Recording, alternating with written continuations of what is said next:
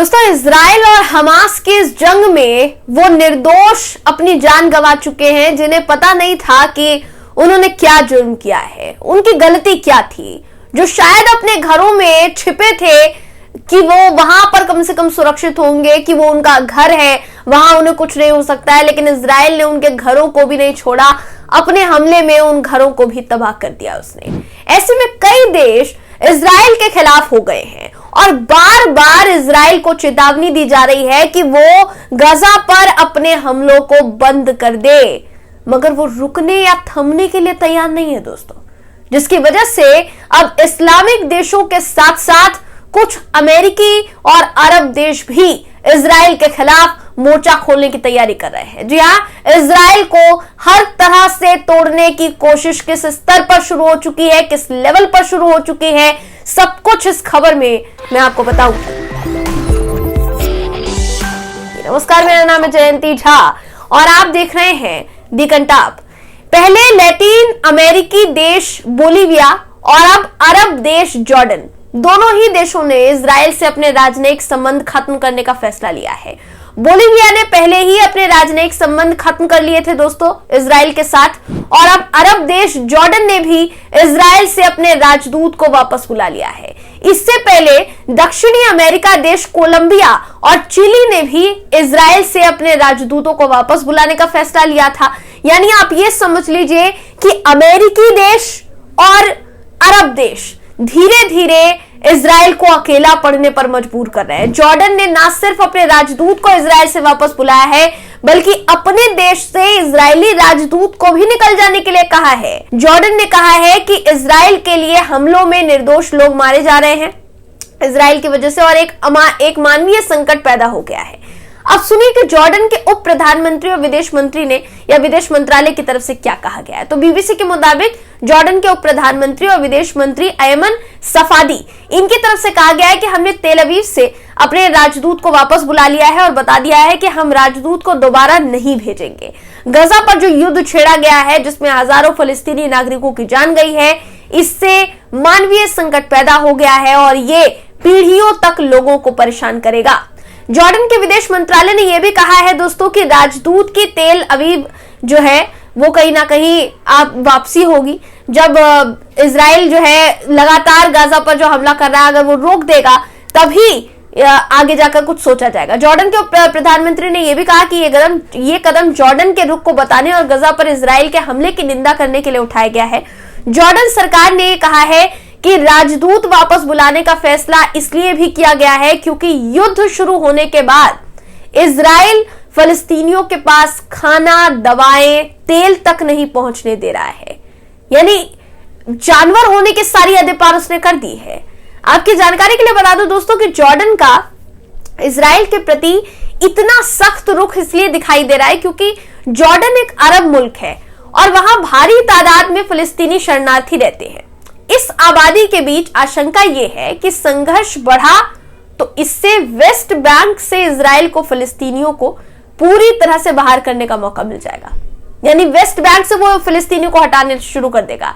Jordan की सरहद से वेस्ट बैंक मिलता है। इजराइल जब बना तो इस क्षेत्र की एक बड़ी आबादी भागकर जॉर्डन आ गई थी। जॉर्डन के अलावा मोरक्को की बात की जाए, बहरीन की बात की जाए, तो ऐसे देशों में फिलिस्तीन के समर्थन में लोग सड़कों पर उतर आए हैं और सरकार पर इजराइल के साथ संबंध खत्म करने के लिए दबाव बनाया जा रहा है। ये मोरक्को और जो बाकी के जो दूसरे देश है दोस्तों, लोग सड़कों पर उतरकर फिलिस्तीन का झंडा हाथ में लेकर नारेबाजी कर रहे हैं इजराइल के खिलाफ।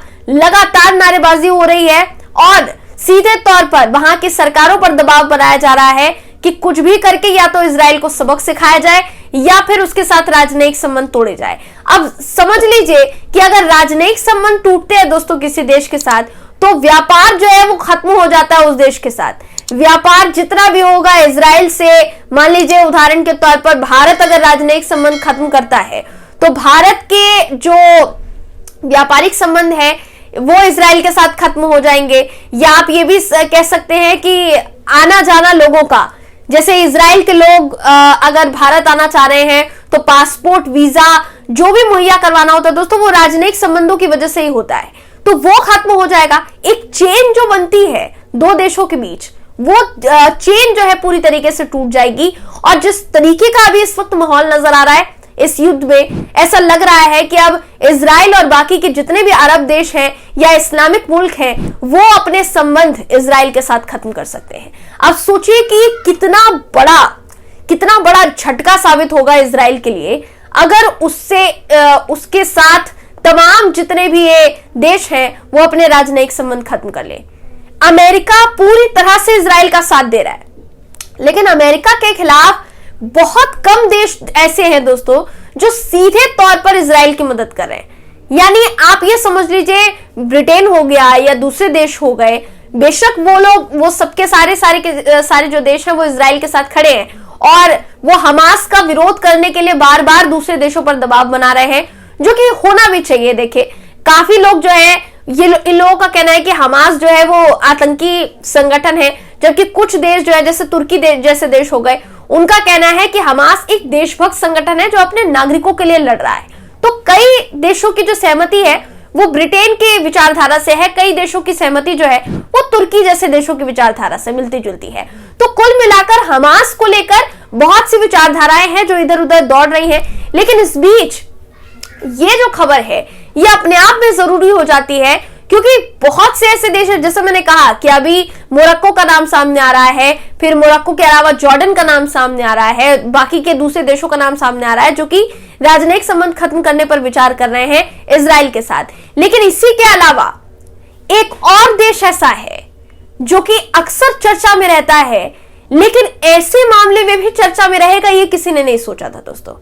उत्तरी कोरिया, जी हां उत्तरी कोरिया, किम जोंग उन, इन्होंने ऐलान कर दिया इस बात का, जैसा खबरें कहती है, रॉयटर्स की खबर कहती है, इन्होंने इस बात का ऐलान कर दिया है कि फिलिस्तीन की मदद के लिए चाहे जो करना पड़ जाए वो करेंगे, फिलिस्तीनी नागरिकों को बचाने के लिए जो करना पड़ जाए वो करेंगे, भले ही इसके लिए हमास या हिजबुल्ला को हथियार ही क्यों ना उपलब्ध करवाने पड़े, लेकिन हम ये करेंगे।